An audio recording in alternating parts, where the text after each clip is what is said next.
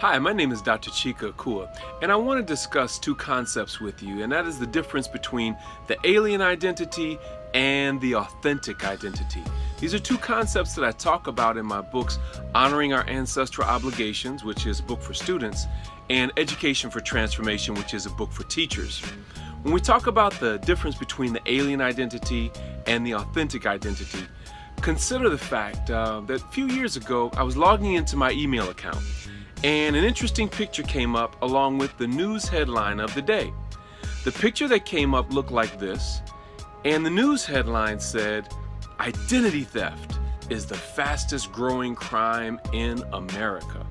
Now, as I travel around the country and I ask different audiences how many of them know someone or they themselves have been a victim of identity theft, usually 70 to 90% of the audience raises their hand. And I too have been a victim of identity theft. Someone stole not one, but two of my checkbooks, my personal checkbook and my business checkbook. And even though I called the bank immediately and shut the accounts down, I went online and this person was still spending my money like crazy. And you may know that it can take months and sometimes even years to clean all that up. But I had an instant awakening, a dramatic revelation in the midst of that challenging process. And it is this: that African Americans have been victims of cultural identity theft. You see, regular identity theft is when someone steals your personal information and uses your personal information, like bank account, or credit card number, or social security number. They use it to gain access to your wealth, and then they begin stealing your wealth, okay? But with cultural identity theft, that's where someone steals your story. They steal your story and then convince you that you come from a race of pimps, players, criminals, and thugs. That's the alien identity.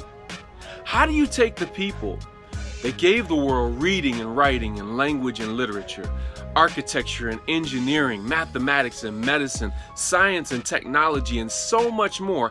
How do you take the people who introduced the world to all of that, that's the authentic identity, and then convince them that they come from a race of pimps, players, criminals, and thugs? That's the alien identity. And anytime you see an African American person acting out of that identity, you know that that is an identity that is alien to the best of our culture. And interestingly enough, many of the images that we see in the media tend to inculcate that alien image within us rather than the authentic image. Anytime you see black people displaying intelligence, excellence, hard work, faith in each other, faith in the Creator, working together collectively and cooperatively, that is our authentic identity that comes from the best of our culture. But guess what?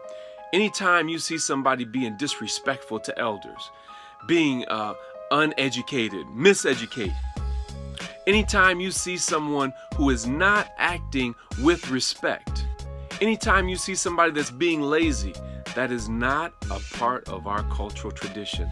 That's part of the alien image. So make sure that you understand the difference between the alien identity and the authentic identity. And then I'd like for you to make the decision, the conscious decision, and internal affirmation that you're going to represent our authentic identity in everything that you do.